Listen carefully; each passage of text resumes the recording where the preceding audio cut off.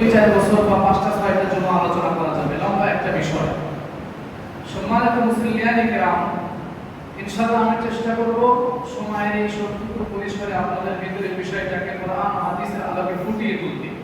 আল্লাহ পাক যাতে আমাকে তৌফিক দান করেন। আপনাদের কাছে দোয়া করছি, আল্লাহ পাকের কাছে তৌফিক প্রার্থী, আমিন। সম্মানিত মুসলিয়ানে কেরাম, লম্বা কোনো ভূমিকায় আমি যাব না। কোরআনুল কারীমের সূরাতুল জুমআর যে আয়াত আমি তেলাওয়াত করেছি, এই আয়াতের অর্থ দিয়ে আমি আমার আলোচনার ভিতরে ঈদ করতে শুরু করব ইনশাআল্লাহ।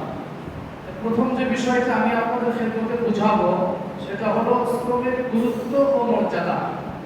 এরপরে আমি বুঝাবো শ্রমিকের অধিকার ও শ্রমিকের দায়িত্ব।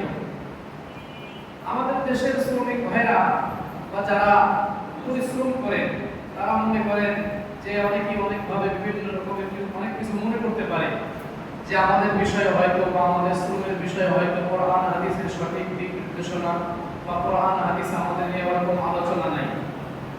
এটা অনেকেই মনে করতে পারে। এই হীনমন্যতা ভোগবার কোনো সুযোগ নেই। পৃথিবীর শুরু থেকে শেষ পর্যন্ত পৃথিবী যত আপডেটই হোক, যে আপডেটই হোক, যত উন্নতি হোক, কোরআন প্রত্যেকটা যুগের সাথে তাল মিলিয়ে চলবে। শুধু চলবে না, প্রত্যেকটা যুগের সঠিক সলিউশন, সঠিক ব্যাখ্যা, সঠিক দিক নির্দেশন সব কিছু আল্লাহ পাকের এই কোরআন দিতে সক্ষম। সুবহানাল্লাহ। সম্মানিত মুসলিয়ানে কেরাম, তাহলে শ্রমের গুরুত্ব ও মর্যাদা সম্পর্কে আমি সর্বপ্রথম আলোচনা করব।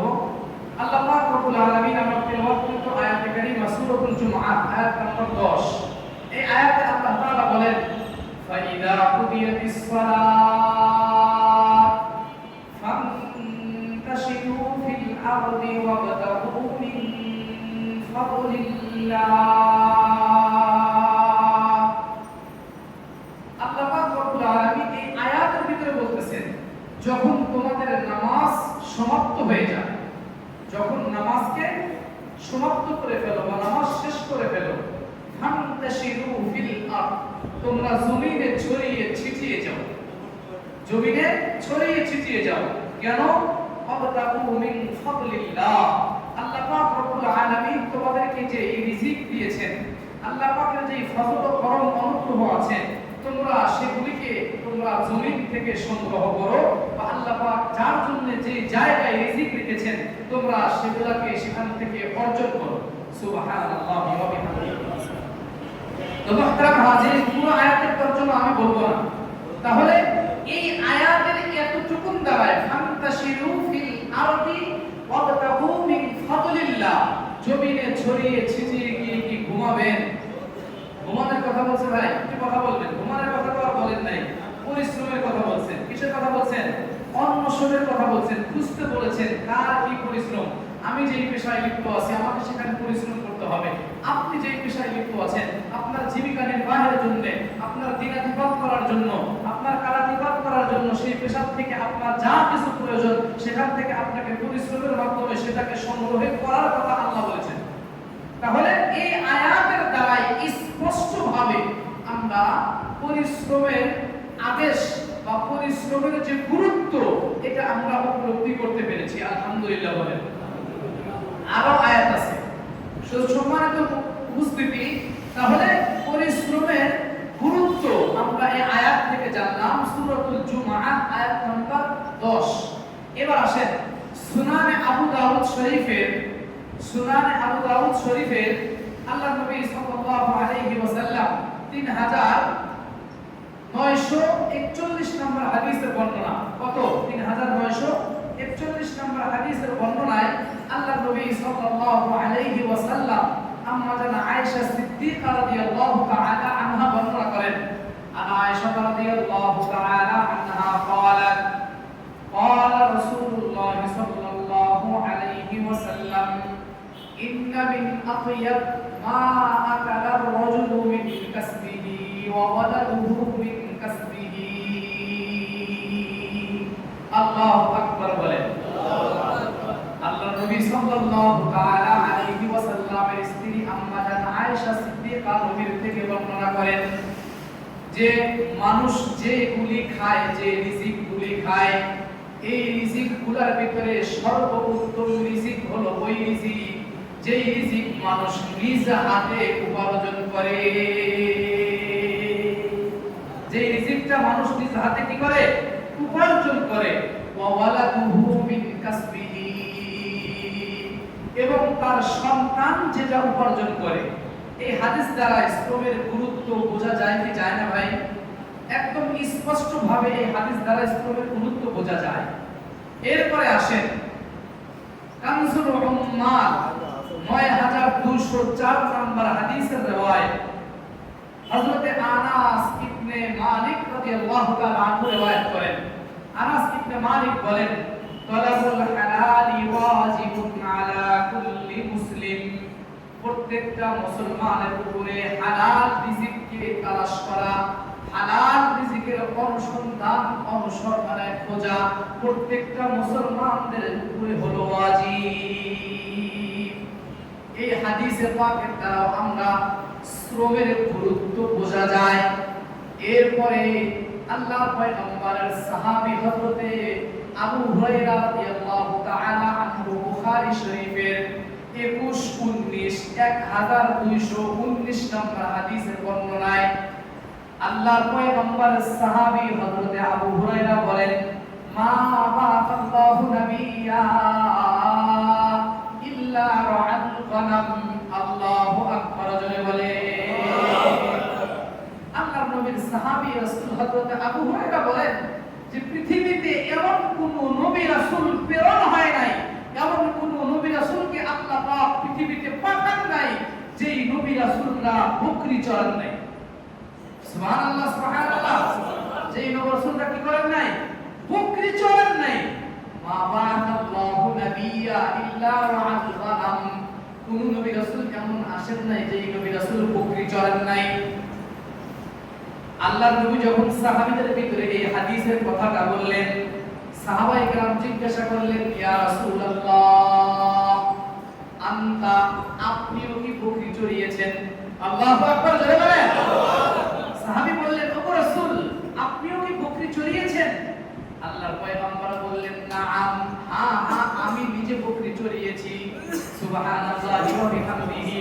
আল্লাহর পয়গম্বর বলেন, আনা আরআহা আলা আরআহা আলা আরআহা আরআহা আলা তারারিতা লি আহলি মক্কা, আমি কয়েক কিরাতের বিনিময় অর্থাৎ কিছু পয়সার বিনিময় আহলে মক্কা, মক্কার অধিবাসীদের বকরি আমি রাসূল নিজে চড়িয়েছি।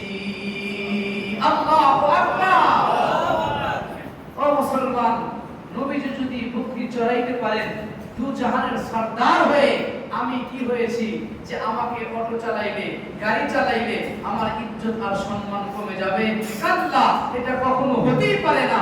বৈধ পেশা, হালাল উপার্জন যত নিম্নমানেরই হোক এটা সর্বোচ্চ সম্মানের, অবৈধ পেশা যত উচ্চ মানেরই হোক এটা সর্বনিম্ন মানের। বুঝাইতে পারছি কথা? নবী বকরি চড়িয়েছেন। বুখারী শরীফের 1941 নম্বর হাদিস 1941 আম্মা জান আয়েশা সিদ্দিকা বলেন যে কানা আসহাবু রাসূলিল্লাহ সাল্লাল্লাহু আলাইহি ওয়াসাল্লাম উম্মালু আনফুসিহিম। আম্মা জান আয়েশা সিদ্দিকা বলেন যে আল্লাহর নবীর সাহাবীরা পরিশ্রম করতেন, পরিশ্রমী ছিলেন। সুবহানাল্লাহ জোরে বলেন সুবহানাল্লাহ। এই সাহাবায়ে কেরাম সারা দিন মাঠে ঘাটে পরিশ্রম করে যখন বিকেলে বাসায় আসতো, ওয়াকানা ইয়াকুলু লাহুম আরওয়াহুন, সারা দিন পরিশ্রমের কারণে শরীর থেকে ঘাম বের হতো, এই ঘামের কারণে দুর্গন্ধ বের হতো। ফাকিলা লাহুম, তাদেরকে বলা হতো লাউ ইখতাসালতুম, যদি আপনারা গোসল করে নেন তাহলে ঘামের দুর্গন্ধটা দূর হয়ে যাবে। সুবহানাল্লাহ। তাহলে সাহাবীরা এই পরিমাণ পরিশ্রম করতেন যে সাহাবীদের ব্যাপারে আল্লাহ পাক কোরআনের একাধিক জায়গায়, এক জায়গায় না একাধিক জায়গায় আল্লাহ বলেছেন রাদিয়াল্লাহু আনহুম ওয়া রাদুআন, আল্লাহ তাদের উপরে সন্তুষ্ট, আল্লাহর ফয়সালার উপরে তারাও সন্তুষ্ট। রাসূল হাদিসে পাকে বলেছেন, খায়রুল কুরুনি কারনি সুম্মা আল্লাযীনা ইয়ালুনহুম সুম্মা আল্লাযীনা ইয়ালুনহুম, আমার যুগ সাহাবায়ে কিরামের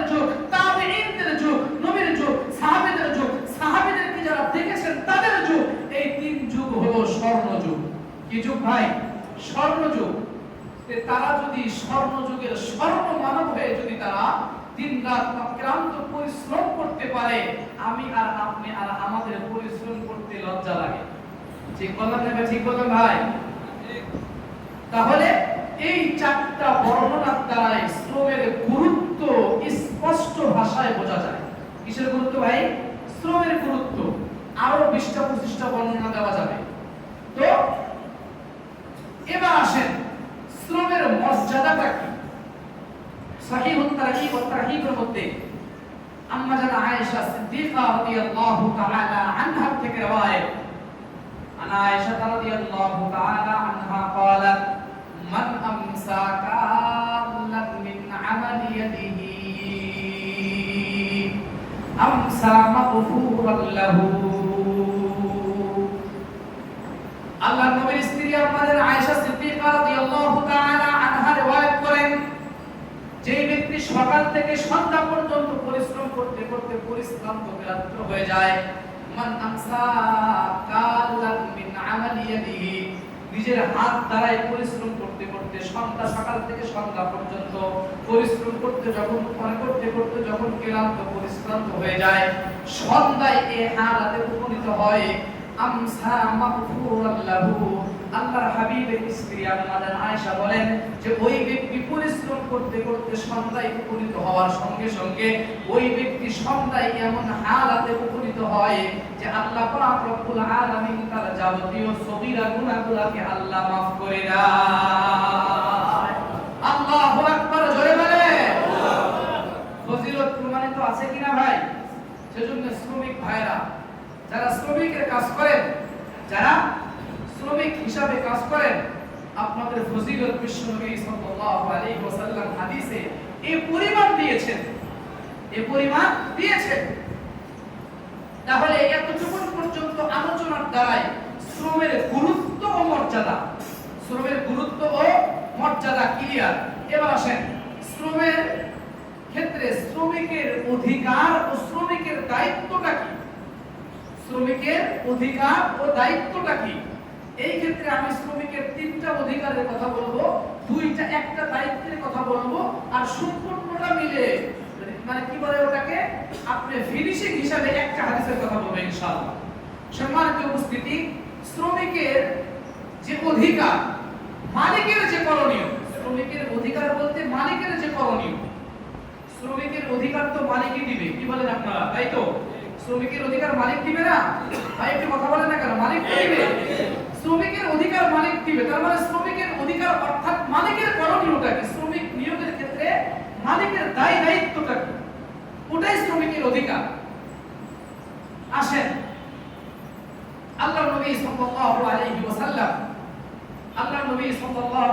ওয়াসাল্লাম ফিকহুস সুনান 2196 নম্বর হাদিসের বর্ণনা সাঈদ আল-খুদরি থেকে রওয়ায়াত।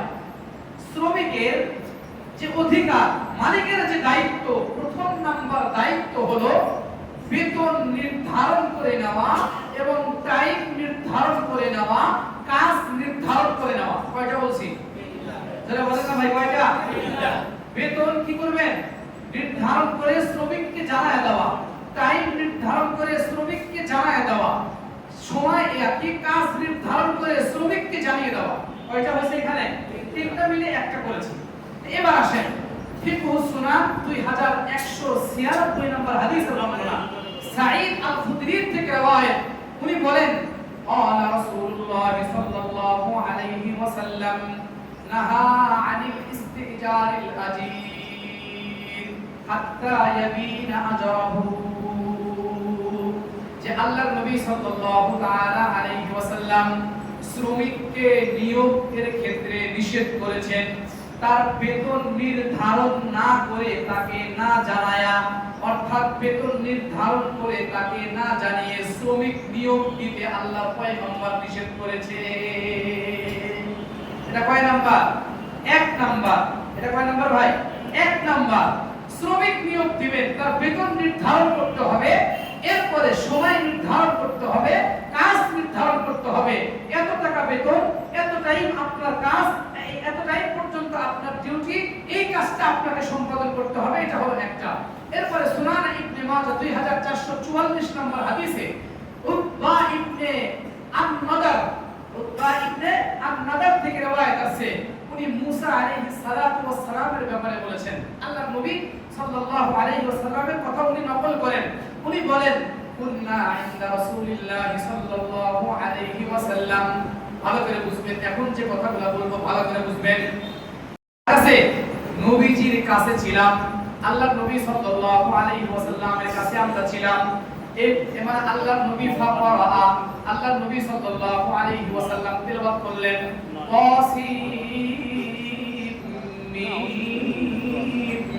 আল্লাহর পয়গম্বর তেলাওয়াত করলেন ফাকরা, এটা করলেন হাত্তা বালাগা কিসসাতা মূসা, অর্থাৎ সূরাতুল কসাস 20 নম্বর পারা 4 নম্বর পৃষ্ঠার মিডল থেকে শুরু হয়েছে। আল্লাহর পয়গম্বর সাবিউল বাইনে আমি নদুর বলেন যে আল্লাহর পয়গম্বর যখন এই সূরা তাসিন পড়তে হাত্তা বালাগা কিসসাতা মূসা, পয়গম্বর মূসার ঘটনার কাছে গেলেন। আল্লাহ পয়গম্বর তখন ডাক দিয়ে বললেন ইন্না মূসা আজ্জারা নাফসাহু 8 সিনিনা আও 10, যে আল্লাহর পয়গম্বর মূসা আলাইহিস সালাতু ওয়াস সালাম তাকে শ্রমিক হিসাবে নিয়োগ দিয়েছিলেন 8 বছর এবং 10 বছরের জন্য। আল্লাহু আকবার বলে, কয় বছরের জন্য ভাই? 8 বছর আর 10 বছরের জন্য। এই ঘটনাটা যদি বিস্তারিত বলতে যাই, পুরা বিস্তারিত ঘটনা বলতে গেলে অনেক সময়ের ব্যাপার, লম্বা সময়ের ব্যাপার। আমি সম্পূর্ণ ঘটনা বলবো না।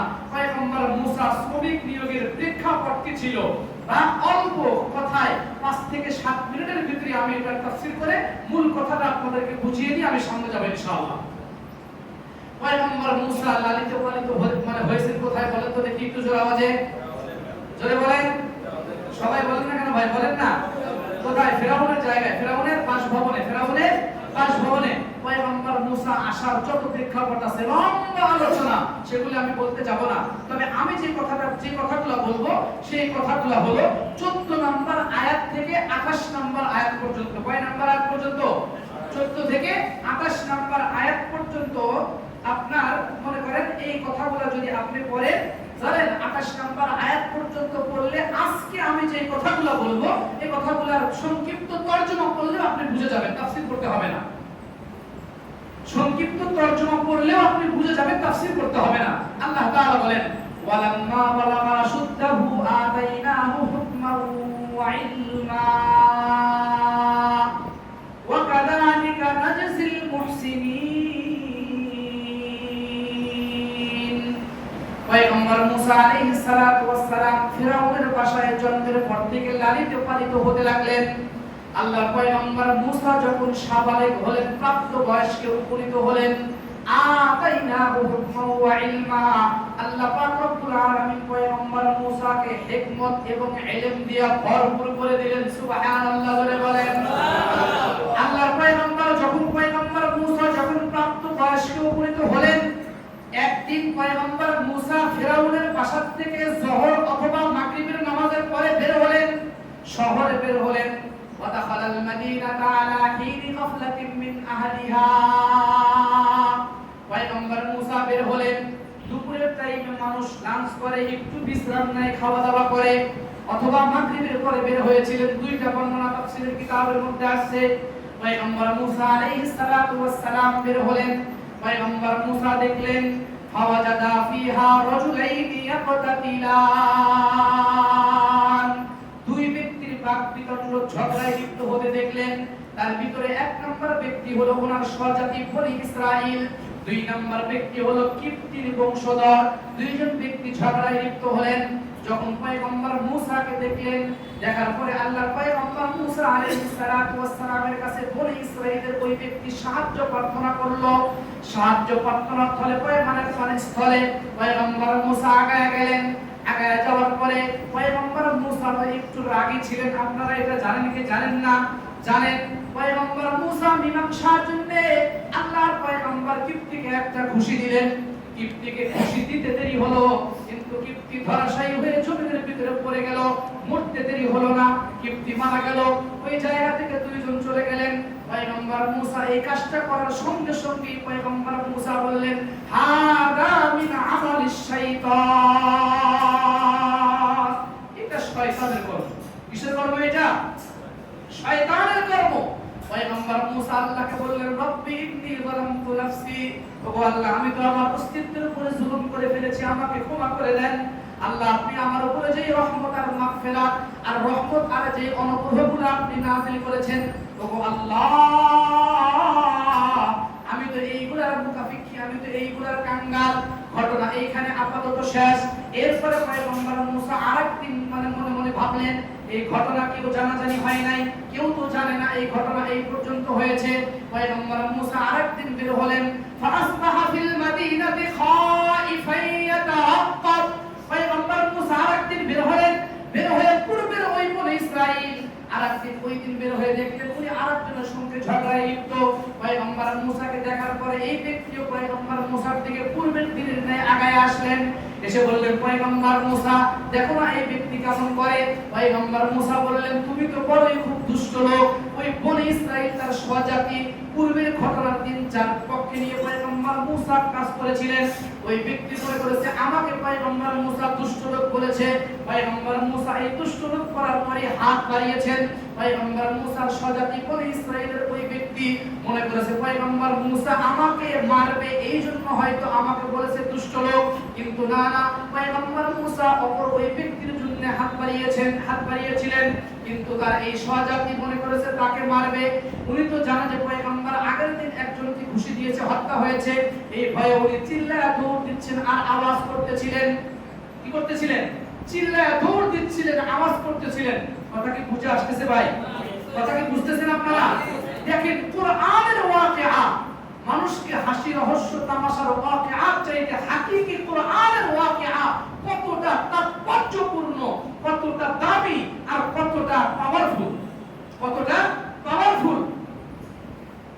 পয়গম্বর মুসা আলাইহিস সালাতু ওয়াস সালাম ওই ব্যক্তি যখন দৌড়াইতেছিলেন আর বলতেছিলেন তুমি আমাকে মারবে, আগের দিন একজনকে মারছো, ওই যে ব্যক্তি ছিল ওই ব্যক্তি তো এটা জেনে গেল। আগে তো কেউ জেনেছিল না, এখন তো ওই ব্যক্তি এই ব্যক্তির কারণে জেনে গেল, বলে ইসরাইলের এই ব্যক্তির কারণে। সঙ্গে সঙ্গে এই ব্যক্তি গিয়া মানে ফেরাউনের দরবারে বলল, গতকালকে না অমুক দিন যে ব্যক্তি হত্যা হয়েছে এই ব্যক্তিকে মুসা মেরেছে। কে মেরেছে? মুসা। যখন জানাজানি হয়ে গেল, সম্মানিত মুসল্লিয়ানে কেরাম, অতি সংক্ষেপে আমি ঘটনা বলতেছি। পয়গম্বর মুসা আলাইহিস সালাতু ওয়াস সালামের এই ঘটনা যখন জেনে গেল, ওয়াজা রাজুলুম মিন আকসাল মাদিনা রাজুলুন ইয়াসআ, শহর থেকে এক ব্যক্তি আসলেন, আসার পরে দৌড়ে আসলেন পয়গম্বর মুসার কাছে, এসে বললেন, পয়গম্বর মুসা, ইয়া মুসা ইন্নাল মালাআ ইয়াতামিরুনা বিকা লিয়াকতুলুক। পয়গম্বর মুসা, ফেরাউনের রাজদরবারে পরামর্শ হয়েছে আপনাকে হত্যা করা হবে, আপনি অমুক ব্যক্তিকে হত্যা করেছেন, বিনিময়ে আপনাকে হত্যা করা হবে। ফাখরুজ, আপনি এখান থেকে হিজরত করেন, আপনি বের হয়ে যান। ইন্নী লাকা মিনান নাসিহিন। আল্লাহু আকবার বলে। ওই ব্যক্তি বললেন, পয়গম্বর আপনাকে হত্যা করবে, আমি আপনার হিতাকাঙ্ক্ষী হিসাবে বলছি আপনি শহর থেকে চলে যান, বের হয়ে যান। আল্লাহ পাকের ইনফরমেশন চলে আসলো। আল্লাহ পাক পয়গম্বর মুসাকে জানায়া দিলেন, পয়গম্বর এখানে আর মুহূর্তকাল আপনাকে দেরি করা চলবে না, সুতরাং আপনি এখান থেকে বের হয়ে যান, আপনি চলে যান। পয়গম্বর মুসা বের হলেন। আল্লাহ পাক বক্তব্য দিচ্ছেন, ফাখারাজা মিনহা খাইফান ইয়াতারাক্কাব قال رب نجني من القوم الظالمين। পয়গম্বর মুসা বের হলেন। প্রতিমধ্যে পয়গম্বর মুসা আল্লাহর কাছে দোয়া করলেন, আল্লাহ আপনি আমাকে জালিমের জুলুম থেকে হেফাজত করেন। কার জুলুম থেকে? জালিমের জুলুম থেকে হেফাজত করেন। সুদূর মিশর থেকে সেই মাদায়েন পর্যন্ত পয়গম্বর মুসা চললেন। কেমনে চলেছেন, কিভাবে গেছেন, বিভিন্ন বর্ণনা আছে। একটা বর্ণনা এইভাবে আসছে, আল্লাহ পাক রব্বুল আলামিনের হুকুমে একজন ফেরেশতা মানুষের সুরতে সুওয়ারি নিয়ে পয়গম্বর মুসাকে সুওয়ার করে চলে, মানে সুওয়ারি মানে পিঠে উঠায় নিয়ে গিয়েছেন। একটা বর্ণনা বিভিন্ন ভাবে বিভিন্ন বর্ণনা আসছে, সবগুলো বলতে গেলে সময় কভার হবে না। সম্মানিত মুসল্লিয়ানে কেরাম, আমি অতি সংক্ষেপে বলছি, আগেই বলছি, পয়গম্বর মুসা হিজরত করে মাদাইনে একটা কূপের কাছে চলে গেলেন। কোথায়? কূপের কাছে। আল্লাহ পাক রব্বুল আলামিন বক্তব্য দিচ্ছেন, ওয়ালাম্মা ওয়ারাদা মা'a মাদিয়ানা ওয়াজাদা আলাইহি উম্মাতাম মিনান নাসি ইয়াসকুন। পয়গম্বর মুসা কূপের কাছে গেলেন। কোথায়? মাদিয়ানে। কোথায়? মাদিয়ানে কূপের কাছে গেলেন। কূপের কাছে গিয়ে দেখলেন বিশাল একটা মানুষের জামাত, বিশাল একটা মানুষের জামাত তাদের বকরিগুলাকে কূপ থেকে পানি উত্তোলন করে খাওয়াচ্ছেন। পানি তুলে কি করতেছেন? পশু পাখিদেরকে পানি পান করাচ্ছেন, খাওয়াচ্ছেন। ওয়াজাদা আলাইহি উম্মাতাম মিনান নাস ইয়াসকুন ওয়াজাদা মিন দুনিহিম ইমরাতাইনি তাজুদান। একদম পশ্চাতে পিছনে দেখলেন দুইজন নারী অত্যন্ত লাজুক হালাতে। পয়গম্বর মুসা দেখলেন তারা তাদের বকরিগুলাকে নিয়ে পানি পান করান বাদ দিয়ে তারা নিবৃত্তে বসে আছে। পয়গম্বর মুসা তাদেরকে লক্ষ্য করলেন, সবাই পানি পান করাইতেছে কিন্তু তারা নিবৃত্তে বসে আছেন অত্যন্ত বিনয়ের সাথে। আল্লাহ পয়গম্বর তাদেরকে বললেন, ক্বালা ফামা খাতবুকুমা ক্বালাতা লা নাসকি হাত্তা ইসদির রিআ ওয়া আবুনা শাইখুন কাবীর। পয়গম্বর বললেন, কি হলো, তোমরা তোমাদের বকরিগুলোকে পানি কেন পান করাইছো না? কেন পান করাইতেছো না? তারা বললেন যে দেখেন না, তারা যে পর্যন্ত এখান থেকে চলে না যাবে আমরা তো পানি পান করাইতে পারবো না। আর আমাদের পিতা অতিশয় একজন বৃদ্ধ মানুষ, অতিশয় একজন বৃদ্ধ, আমাদের পিতা অতিশয় একজন বৃদ্ধ মানুষ। যখন এই কথা বললেন, তাফসীর কিতাবের মধ্যে আসছে যে ওরা যুবকরা যখন চলে গেল পানি পান করায়, চলে যাওয়ার পরে এত ভারী একটা পাথর ওই কূপের মুখে রেখে গেছে, দুইজন নারীর পক্ষে ওই পাথরটা ওখান থেকে ক্লোজ করে সরায়া তাদের জানোয়ারগুলোকে পানি পান করানো ইম্পসিবল, সম্ভব না। দুজন নারীর পক্ষে এত ভারী পাথর। ফাসাকালাহুমা থুম্মা তাওয়াল্লা ইলা দিল্লি ফাকালা রাব্বি ইন্নী লিমা আনজালতা ইলাইয়া মিন খাইরিন ফাকির। পয়গম্বর মুসা একাই ওই ভারী পাথরটাকে কূপের উপর থেকে সরায়া ওদের বকরিগুলোকে পানি পান করায়া দিলেন। আল্লাহু আকবার জোরে বলেন। আল্লাহু আকবার। তারা বাড়িতে চলে গেল। ওই দিকে তাদের পিতা, তাদের পিতার মানে ওই ব্যক্তি কে ছিল এই ব্যাপারে বেশ কয়েকটা বর্ণনা।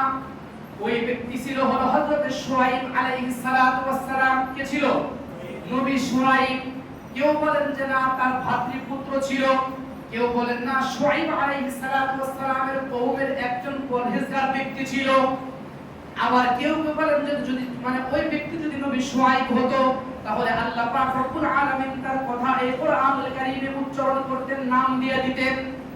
সম্মানিত উপস্থিতি, ওই ব্যক্তি কে ছিল এইটা একমাত্র আল্লাহ ছাড়া কেউ জানে না। আল্লাহ ছাড়া সঠিক ওই ব্যক্তি কেউ ছিল এটা একমাত্র আল্লাহ তাআলাই জানেন। তার মেয়েরা যখন পানি পান করিয়ে অতি দ্রুত সময়ের মধ্যে অন্য দিনের তুলনায় বাসায় দ্রুত চলে গেলেন। পিতা জিজ্ঞাসা করলেন, কি ব্যাপার, এত দ্রুতই তোমরা চলে আসলে, কারণটা কি? এত দ্রুতই পানি পান করে ফেললে? তখন সম্পূর্ণ ঘটনা ওনারা ওনাদের পিতার কাছে বললেন, ব্যক্ত করলেন। ওনাদের পিতা তখন বললেন, ঠিক আছে যাও ওনাকে নিয়ে আসো। ফাজাতুহু ইহদাহুমা তামশি আলা ইস্তিহয়া ক্বালাত ইন্না আবী। তাদের দুইজনের একজন আসলেন অত্যন্ত লাজুক অবস্থায়, অত্যন্ত মানে প্রত্যাশীন হয়ে, অত্যন্ত বিনয়ের সাথে। দুইজনের একজন আসলেন, আসার পরে যদি বলে আমাদের পিতা আপনাকে ডাকে, দেখেন কি হিকমত অর্জন করেছেন, সুবহানাল্লাহ জোরে বলেন। এসে বললেন যদি মানে এসে বললেন যদি বলে যে আমাদের পিতা আপনাকে ডাকে, তাহলে পয়গম্বর মুসা কিছু মনে করতে পারেন, না জানি কি বলবে। একটা ভীত সন্ত্রস্ত হতে পারে না, লম্বা একটা রাস্তা সফর করে আসছে, ফেরাউনের কবল থেকে মুক্তির জন্য এত লম্বা রাস্তা রান করে আসছে, এখানে এসে কি জন্য যাবে? যদি এটা বলে আমাদের পিতা ডাকে, একটা সংশয় ভিতরে কাজ করবে কি করবে না ভাই? করবে। এজন্য কি বললেন জানেন? বললেন হলো ক্বালাত ইন্না আবী ইয়াদউকা লিয়াজজিয়াকা আজরা মা সাকাইতা লানা। আল্লাহু আকবার। হযরত আমাদের পিতা আপনাকে আমাদের বাসায় আপনাকে আমন্ত্রণ জানিয়েছে, আপনি আমাদের কূপ থেকে যে আমাদের জানোয়ারগুলোকে পানি চড়িয়েছেন এটার পারিশ্রমিক আপনাকে দেবে। মূল কথা শুরু, ভালো করে বুঝেন, মূল কথা কি হলো? শুরু হলো শ্রমিক নিযুক্ত করবেন, দাম অর্থ মূল্য নির্ধারণ করে শ্রমিক নিযুক্ত করা। মনে আছে কথা আপনাদের? খেয়াল করবেন। পয়গম্বর মুসা আলাইহিস সালাতু ওয়াস সালাম এই কথা বলল। এই আয়াতের এতটুকুনের ব্যাখ্যায় মুফাসসিরিনে কেরাম বলেন যে দূরদর্শিতার পরিচয় দিয়েছেন নবী শুআইব আলাইহিস সালামের মেয়ে বা ওই কওমের গোত্রের হুজুরদের মেয়ে বা তার ভাতৃপুত্রের মেয়ে, যেই হোক বলেন, এই পৃথিবীতে তিনজন ব্যক্তিকে আল্লাহ পাক এই পরিমাণ চৌকস বুদ্ধি দিয়েছিলেন যেটা অন্য কারোর ছিল না। কয়জন ব্যক্তি? তিনজন ব্যক্তি। কয়জন ভাই জোরে বলেন? তিনজন ব্যক্তি। কারো জানা আছে? শুনেন। নাম্বার 1 সিদ্দিক আকবর আবু বকর সিদ্দিক রাদিয়াল্লাহু তাআলা আনহু। সুবহানাল্লাহ, জোরে বলেন। এক নাম্বার কে? হযরত আবু বকর সিদ্দিক। দুই নাম্বার ব্যক্তি হলো হযরত ইউসুফ আলাইহিস সালাতু ওয়াস সালামকে যে মিশরের বাজার থেকে ক্রয় করেছিলেন যেই ব্যক্তি, ওই ব্যক্তি। সুবহানাল্লাহ বলেন না ভাই? আর জোরে বলেন না সুবহানাল্লাহ। তিন নাম্বার ব্যক্তি হলো এই যে মুসা পয়গম্বরকে যে বললেন যে ইয়া আবি ক্বালাত ইয়া আবি ইয়াদউকা লিয়াজজিয়াকা আজরা মা সাকাইতা লানা, আমাদের পিতা আপনাকে আহ্বান করছে, আমাদের পিতা আপনাকে আপনার পানি পান করানোর মজুরি দিবে। এই তিন ব্যক্তি। কয় ব্যক্তি ভাই? এই তিন ব্যক্তি আল্লাহ পাক সবচাইতে বিচক্ষণতা, দূরদর্শিতা, বুদ্ধি আল্লাহ পাক দিয়েছিলেন সবচাইতে বেশি। পয়গম্বর মুসা আলাইহিস সালাতু ওয়াস সালাম যখন চলে গেলেন, চলে যাওয়ার পরে ফালাম্মা জাআহু ওয়া কাসসা আলাইহিল কাসাস ক্বালা লা তাখাফ নাজাউতা মিনাল কওমিজ যালিমিন। পয়গম্বর মুসা সম্পূর্ণ অতীতের ঘটনা সব খুলে বললেন। খুলে বলার পরে ওই ব্যক্তি শুআইব আলাইহিস সালাম বা অন্য কেউ তখন তাকে বললেন লা তাখাফ, লা তাখাফ, ভয় পাওয়ার কোনো কিছু নাই। নাজাউতা মিনাল কওমিজ যালিমিন, আল্লাহ তাআলা আপনাকে জালিম সম্প্রদায় থেকে মুক্তি দিয়েছে। সুবহানাল্লাহ, জোরে বলেন। আল্লাহর পয়গম্বর মুসার সঙ্গে কথোপকথন হচ্ছে। এক পর্যায়ে ওই দুই বোন যে আছে, মনে আছে আপনাদের? ওই দুই বোনের এক বোন তার পিতাকে বলল ক্বালাত ইহদাহুমা ইয়া আবাত ইস্তাআজার ইন্না খায়রা মান ইস্তাআজারতাল কাবিয়ুল আমিন।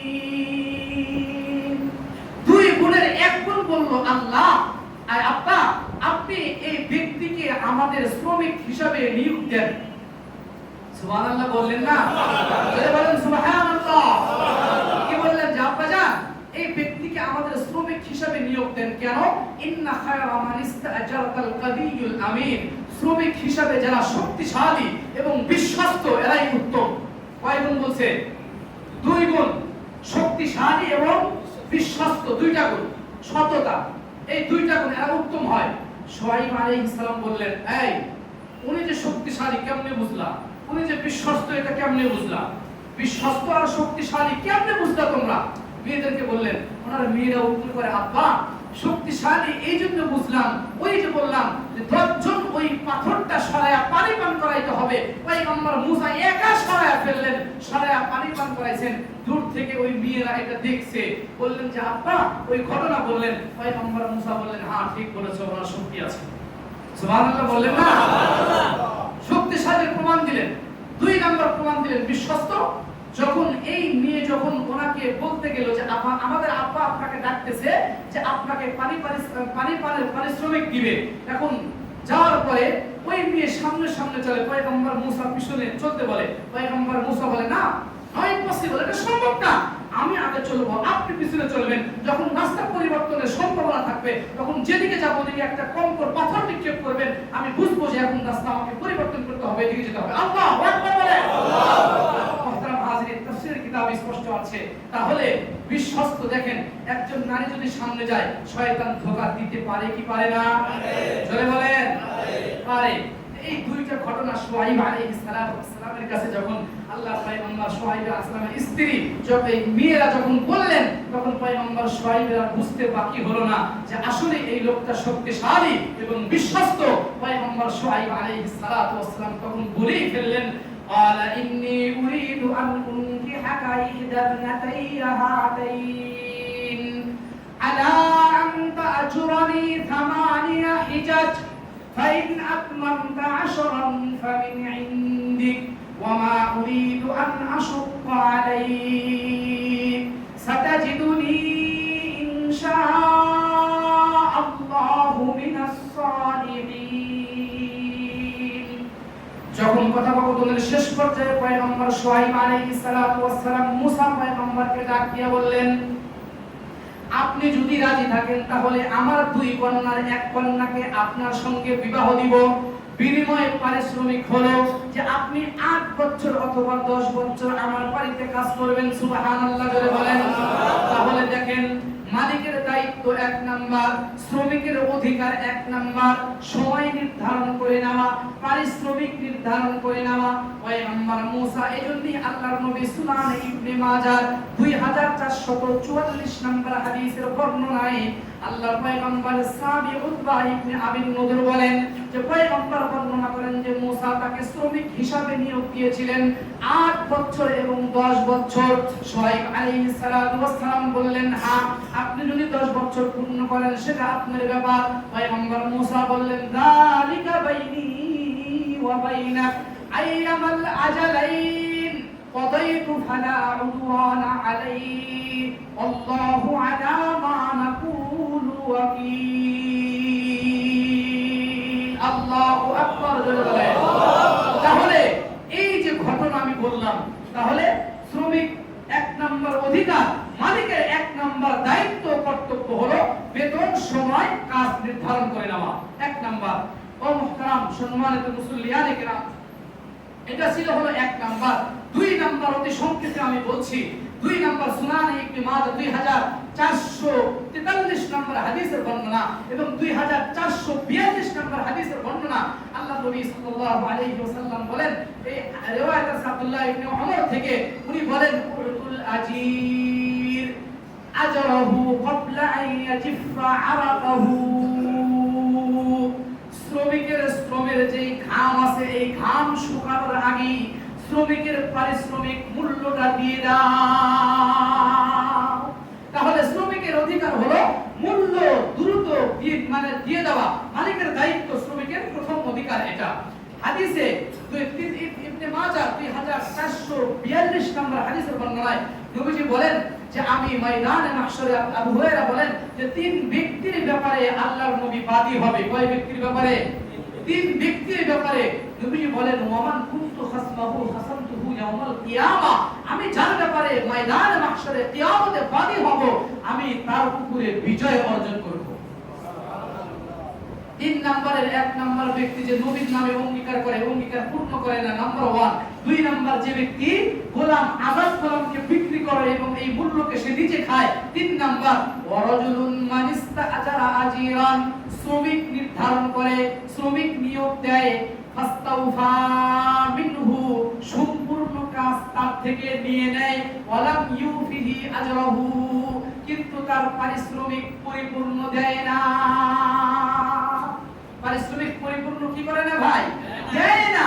তাহলে বলেন তো দেখি, এই সমাজে এই ধরনের ধনীর অভাব নাকি ঘুরি ঘুরি? কথা বলেন না কেন ভাই? যাদের সিফাত এরকম আছে তাদের ব্যাপারে নবী আলাইহিস সালাতু ওয়াস সালাম ময়দানে মাহশরে বাদী হবে। ময়দানে মাহশরে কি হবে? বাদী হবে। সম্মানিত উপস্থিতি, এরপরে সুনানে আপনার কি বলে, সুনানে ইবনে বুখারী শরীফের ভিতরে আরেকটা হাদিস আছে, এটা বলে শেষ করে দিচ্ছি। বুখারী শরীফের ভিতরে আরেকটা হাদিস আছে, আব্দুল্লাহ ইবনে ওমর থেকে riwayat আছে। উনি বলেন, শ্রমিকের যে দায়িত্ব, শ্রমিক ভাই যারা আছেন, আপনাদের যে করণীয়, সেটা 1 নম্বর করণীয় হলো লিল আব্দুল মামলুক as-সালিহ, লিল আব্দুল মামলুক as-সালিহ, অর্থাৎ শ্রমিকরা সততাবান হওয়া, বিশ্বস্ত হওয়া। শ্রমিক সততাবান হওয়া এবং বিশ্বস্ত হওয়া, যেটা পয়গম্বর মুসার ক্ষেত্রে শুআয়বের বর্ণনায় বলেছিলেন, ইন্না খায়রা মান ইস্তাজারাতাল কাওয়িয়ুল আমিন, বিশ্বস্ত এবং শক্তিশালী। শক্তিশালী হওয়া, বিশ্বস্ত হওয়া, যেটা আবু হুরায়রার riwayat, বুখারী এই riwayat দ্বারা আমরা কি করতে পারি? জানতে পারি যে বিশ্বস্ত হতে হবে। আবু হুরায়রা বলেন, ওয়াল্লাযী নাফসি বিয়াদি, ওই সত্তার কসম যার হাতে আমার জীবন, লাউলাল জিহাদু ফি সাবিলিল্লাহ, যদি দ্বীনের পথে জিহাদ না থাকতো, ওয়াল হজ্জ এবং হজ না থাকতো, ওয়া বিররু উম্মি, পিতামাতার খেদমত সেবা যদি না থাকতো, লা আহবাবতু আন আমুতা ওয়া আনা মামলুক, আমি পছন্দ করতাম যে আমি যাতে শ্রমিক হিসাবে থাকা অবস্থায় আমি বিদায় নিই দুনিয়ার। তাহলে কি পরিমাণ ফ্যাসিলিটি! তাহলে দায়িত্ব কি ভাই? দায়িত্ব হলো সততাবান হওয়া, নিষ্ঠা হওয়া, দায়িত্ববান সততা হওয়া এবং নিষ্ঠা হওয়া, এটা হলো শ্রমিকের দায়িত্ব। সম্মানিত মুসলিম কিরাম, শ্রমিক ভাইদের আরেকটি দায়িত্ব আছে, সেটা হলো মালের কাজটাকে অত্যন্ত সৌন্দর্যভাবে করা। কিভাবে করা? ইনশাআল্লাহ এটা অন্য সময় হবে যদি আল্লাহ পাক তৌফিক দান করে। তাহলে আজকের যে আলোচনা আমরা করলাম, খোলাসা আলোচনার সার সংক্ষেপ হলো এইটা যে ভাই, শ্রমিকের গুরুত্ব, শ্রমের গুরুত্ব ও মর্যাদা অপরিসীম। শ্রমিকের দায়িত্ব, অধিকার এবং দায়িত্ব এবং অধিকার, এটাও কোরআন ও হাদিস দ্বারা প্রমাণিত। আমরা যারা শ্রমিক নিয়োগ দিই, এই বিষয়গুলোকে আমরা সামনে থেকে শ্রমিক নিয়োগ দিব, সামনে রেখে ইনশাআল্লাহ। এবং যারা শ্রম করেন তারা সততা, আমানতদারিতা, বিশ্বস্ততার সাথে শ্রম করবেন। কারণ হাদিসে আসছে, বুখারীর হাদিস, আল্লাহর নবীর সাহাবী সাল্লাল্লাহু আলাইহি ওয়াসাল্লাম 2249 বুখারীর বর্ণনা, উনি বলেন যে কুল্লুকুম রাঈন ওয়া কুল্লুকুম মাসউলুন আন রাঈয়াতিহি, প্রত্যেকটা দায়িত্বশীল ব্যক্তিকে জিজ্ঞাসা করা হবে তার দায়িত্ব সম্পর্কে। ওয়াল খাদিমু, শ্রমিক, আলা মালি সাইয়্যিদিহি রাঈন, শ্রমিক তার মনিবের মালের সম্পর্কে দায়িত্বশীল হবে। আহুয়া মাসউলুন আন রাঈয়াতিহি, এই দায়িত্ব সম্পর্কে তার মালিককে জিজ্ঞাসা করা হবে। তবে ভয় লাগে কি জানেন? কথাটা বলতে চাইছিলাম না, কিন্তু বলেই দিই, আপনারা তো ময়দানে মাহশরে বেঁচে যাবেন, আপনাদের তো খুবই আসান হবে, আপনাদের তো খুবই সহজ হবে, কিন্তু গলায় দড়ি তো আমাদের, যারা আমরা ইমামতের দায়িত্বে আছি। কেন বললাম এই কথাটা ভাই? হাদিসে স্পষ্ট রাসূল বলেছেন, ফাল ইমামু রাঈন ওয়া কুল্লুকুম মাসউলুন আন রাঈয়াতিহি, প্রত্যেকটা ইমাম দায়িত্বশীল, প্রত্যেকটা ইমামকে তার দায়িত্ব সম্পর্কে জিজ্ঞাসা করা হবে। প্রিয় মুসল্লিয়ানে কিরাম, বুকে হাত দিয়ে বলি, পায়ে হাত দিয়ে বলি, বুকে জড়ায় ধরে বলি, 5 ওয়াক্ত নামাজ কি কাজা করিও না। আপনি 5 ওয়াক্ত নামাজ পড়েন না, এই হিসাব আমি ওদেরকে দিতে হবে। আপনি সুদ খান, এই হিসাব আমি ওদেরকে দিতে হবে। আপনি মানে গুনাহের কাজের ভিতরে ইনভলভ আছেন, এই হিসাব আমি ওদেরকে দিতে হবে। সেজন্য মাঝে মাঝে আফসোস দিয়ে বলি, প্রিয় মুসল্লিয়ানে কিরাম, যতটুকু পারেন নিজেকে পরিশুদ্ধ করেন, নিজেকে আত্মশুদ্ধি করেন, অন্তত পক্ষে মালিকের দরবারে যাতে কিছুটা দায় মুক্ত থাকতে পারি যে আল্লাহ আমি বলেছি, আমার যতটুকু করার ছিল আমি বলেছি। সেজন্য এই জায়গায় যদি কেউ থাকেন, যদি বলেন হুজুর আমাকে পায়ে ধরতে হবে, আল্লাহ কসম করে বলছি, আমার দায়িত্ববোধের জায়গা থেকে আসেন, এইখানে আসেন, আমি আপনার পায়ে হাত দিয়ে আপনার পায়ে চুমা খাবো, আপনার পা আমার বুকে ঝাড়াবো। আপনি বলবেন যে আজ থেকে 5 ওয়াক্ত নামাজের একটা ওয়াক্ত নামাজ কাজা দিব না। একজন মুসল্লি দাঁড়ায় বলেন তো ভাই দেখি, একজন চাই, একজন বলেন, একজন যে হুজুর পা যারা পড়েন তারা, যারা পড়েন না তারা, যারা পড়েন না তাদেরকে বলছি, একজন মানুষ দাঁড়ায় বলেন যে হুজুর আজকের থেকে আমি আল্লাহকে হাজির নাজির জেনে বলছি, আমি আজকের থেকে 5 ওয়াক্ত নামাজ পড়বো, ইনশাআল্লাহ পড়বো, নিয়ত করলাম। বলেন তো দেখি 2-4 জন আছেন না? এত বিশাল কথা নাই, এই হিম্মতটা আমাদের নাই। আফসোস কোথায় রাখবো ভাই? আপনারা মুক্তি পাবেন গলায় দড়ি আমার, গলায় দড়ি আমার। আপনাদের যাবতীয় অপকর্মের জবাব আমাকে দিতে হবে, আপনাদের যাবতীয় অপকর্মের জবাব আমাকে দিতে হবে। এই হাদিস যদি সত্য হয়, এই হাদিস যদি সত্য হয়, আল্লাহকে হাজির নাজির জেনে বলছি, আল্লাহ আল্লাহ বিল্লাহ আল্লাহ, সব ধরনের কথা বলছি, আমাকে আল্লাহর কাঠগড়ায় দাঁড়াতে হবে। প্রিয় মুসল্লিয়ানে কিরাম, আমি আপনাদের জন্য আল্লাহর কাঠগড়ায় দাঁড়াবো, এই শক্তি আর এই সামর্থ্য আর এই সাহস আমার নাই, এই শক্তি আর এই সাহস আমার নাই, এই কুওয়াত আর এই শক্তি আর এই সাহস আমার নাই। সেজন্য আপনাদের পায়ে হাত দিয়ে বলি, আপনাদেরকে বুকে জড়ায় ধরে বলি, অন্যায় অপরাধগুলো আর কইরেন না, আর কইরেন না। কখন চলে যাবেন, কখন থাকবেন, কি হবে না হবে এটা আল্লাহই ভালো জানে। আপনাদের হিসাবটা আমাকে দিতে হবে। আপনি আমাকে ভালোবাসেন না মহব্বত করেন, মহব্বত করলেও আমি বলবো, যদি ঘৃণা করেন তারপরেও আমি বলবো, কারণ আপনার জন্য আমাকে ময়দানে মাহশরে দাঁড়াইতে হবে। আপনার জবাব, আপনার জন্য জবাব আমাকে দিতে হবে। এই হাদিসটা যখন আমি পড়ি, মাঝে মাঝে যখন তাশরীহ করি, ব্যাখ্যা করি, যখন বাস্তবে আমার চোখে পানি এসে যায় যে আল্লাহ, এজন্যই তো কিতাবের ভিতরে লেখা আছে, বড় বড় সাহাবায়ে কেরাম যারা ছিলেন, বড় বড় উলামায়ে কেরাম যারা ছিলেন, তারা কখনো ইমামতির এই জায়গায় দাঁড় হতে চাইতো না, তারা কখনো ইমামতির মুসাল্লায় খারাপ হতে চাইতো না। কেন চাইতো না জানেন? যে আহারে, আমি তো আমার নামাজের হিসাবটাই কমপ্লিট করতে করতে পারবো না, আমি এতগুলো মানুষের নামাজের হিসাব আল্লাহর সামনে কেমনে দেব? এতগুলো মানুষের হিসাব আমি মালিকের দরবারে কেমনে দেব?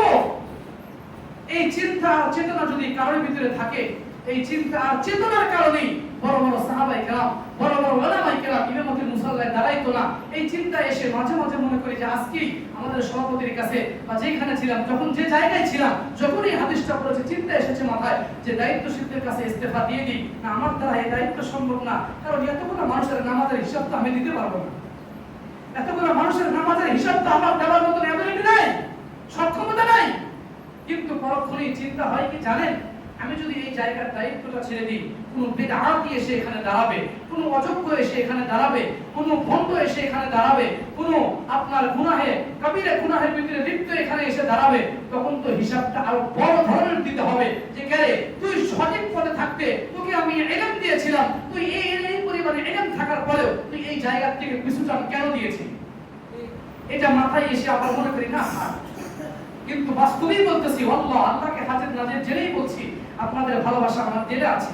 আমার পরিবার পরিজন সন্তানদের বলে সবচাইতে কাছের মানুষ, সবচাইতে প্রিয় হলো আপনারা, সবচাইতে মহব্বতের ভালোবাসার মানুষ হলো আমার আপনারা। আমার পরিবার যদি আমার এক সাইড হয়ে থাকে, আপনারা আমার দ্বিতীয় সাইড। কেন? আমার পরিবারের পরে আপনারা আমার কাছের মানুষ, আপনাদের হিসাব আমাকে দিতে হবে। প্রথমে আমার পরিবারের হিসাব দিতে হবে, তারপরে আপনাদের হিসাব দিতে হবে। এই দৃষ্টিকোণ থেকে আপনারা আমার সবচাইতে কাছে। সেজন্য এই সমাজকে সঠিক পথে পরিচালিত করতে, এই সমাজকে সঠিক দিক নির্দেশনা সিরাতে মুস্তাকিমের পথে পরিচালিত করতে, এই সমাজের প্রত্যেকটা ঘরে ঘরে কোরআন এবং হাদিস পৌঁছে দিতে আপনারা আমাকে সর্বাত্মক সহযোগিতা করবেন তো ইনশাআল্লাহ? করবেন তো ইনশাআল্লাহ? কারা কারা করবেন হাত তোলেন, আল্লাহ দেখায় দেন। আল্লাহ এদেরকে কবুল করেন, আল্লাহ এদেরকে কবুল করেন, এদেরকে নামাজি বানায় দেন, এদেরকে পাক্কা মুসল্লি হিসাবে কবুল করেন, আমিন বলেন। আলহামদুলিল্লাহি রাব্বিল আলামিন। আসসালামু আলাইকুম ওয়া রাহমাতুল্লাহি ওয়া বারাকাতুহু।